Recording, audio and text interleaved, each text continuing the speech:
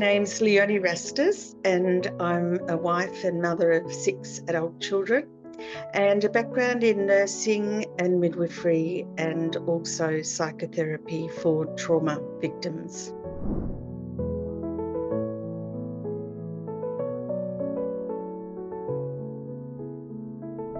It was about 20 years ago.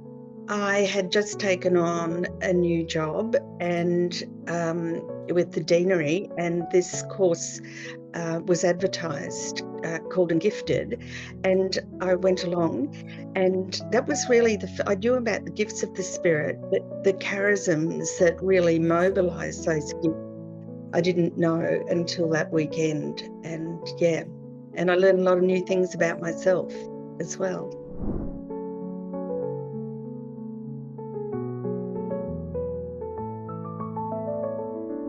I guess I always knew I had the charism for healing. I didn't, and which drew me to nursing. And I always knew that spirituality in healthcare was really important to integrate faith and health. So that was that was an undercurrent in my nursing practice all my life. But then the called and gifted actually highlighted teaching was also a charism, and that was a real surprise for me. I loved helping patients understand their conditions, and I'd often draw diagrams to help them, but I didn't realise that that went with, that was one of my strong charisms. So I think that's teaching and healing were the two main ones.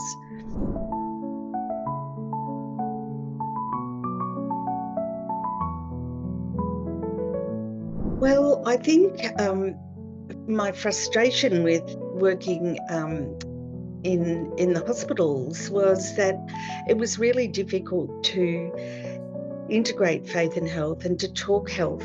That just sort of talk faith in the hospital setting. And so I went off and did a pastoral, clinical pastoral education certificate so that I could learn more skills about integrating faith and health. And that led me to also setting up a health promotion charity, which focused on spirituality in healthcare. So that was shortly after I did the Called and Gifted program. I set up the Pastoral Healthcare Network Australia to really minister to people who were suffering grief, loss, illness, and so we would have a monthly pampering day. We had built a team of people knitting prayer shawls or comfort shawls, and also little felt hearts for people to hold in their pocket to help them in times of bereavement and grief and loss. So that's still going today, and it's actually spread to Queensland now, where I'm living now. So we have a team of women who are sewing and knitting here too. So that, I think, was it was definitely the Holy Spirit that empowered me to do that, because I would not be one to speak to the taxation office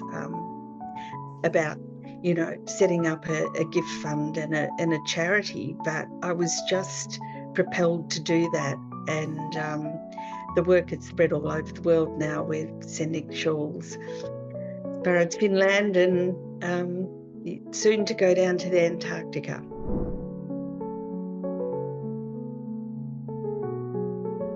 Yeah, I think probably the one that I'll never forget, and that was in 2011 when I was working in midwifery, and I was called in to special this young couple who one-on-one nursing. They'd just lost their little baby Oscar, a stillborn, and so when I took handover, I could see there was really nothing I had left to do. All the paperwork and the footprints and whatnot had been done. So I asked if I could give them a shawl, a comfort shawl. And the charge nurse said, yeah, sure, go and get one. And I came back with a bag full of little pocket hearts and this beautiful sky blue knitted shawl. And the parents, I just gave it to them in the cellophane bag and the hearts, and I said, look, I hope this is a gift, from me, and I hope that it will be meaningful for you. But a couple of hours later, I came back in to find Oscar was wrapped in the shawl, and in his hands he had a little heart in each hand. And what happened was the parents actually, when he went to be cremated, they took the shawl home and they replaced the hearts he had and took those hearts home. And that shawl is still so much part of the family. It went on holidays with there were two little brothers born later, and every night the parents would spread it on the bed, and it was just such an incredible strength for them, coming from those blessed, craft pieces that we would always have blessed at a mass before we distributed them. So, yeah, I think that's a real standout. And I remember saying to Oscar, when I saw him holding the hearts and the shawl, I said, Oscar, you're a teacher. I'm going to talk, about this to my colleagues and other hospitals. And I did actually give a presentation in Toronto at the International Conference for Midwives, and it's now been taken up by many hospitals around Australia, and Red Nose were also distributing them and built a team to make them all. So for me, that was a standout, and that was definitely inspired by the Holy Spirit.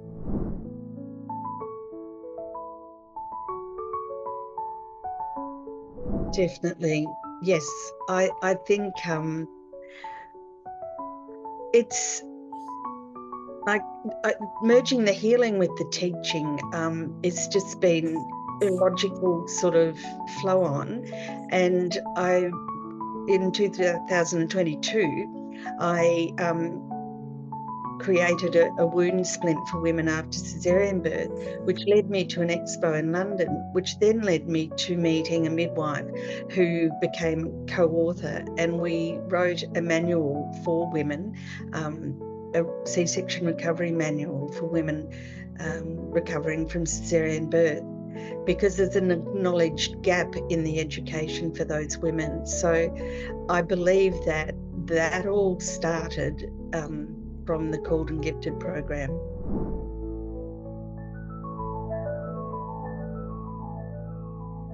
Yeah, I think for me it was life-changing, and sometimes when there's a call out for volunteers at church, we might think, oh, I wouldn't be good at that, or that's not me. But to be open to experiencing this inventory and learning about the gifts that have perhaps been laying dormant it's such a gift and so empowering. I could never have imagined myself teaching. After that, my Called and Gifted program, I then went on to teach at uni for 10 years. I would never have believed that could happen, but I trusted. I believed that I had those gifts, and yeah, I just really loved that opportunity that, otherwise wouldn't have been there.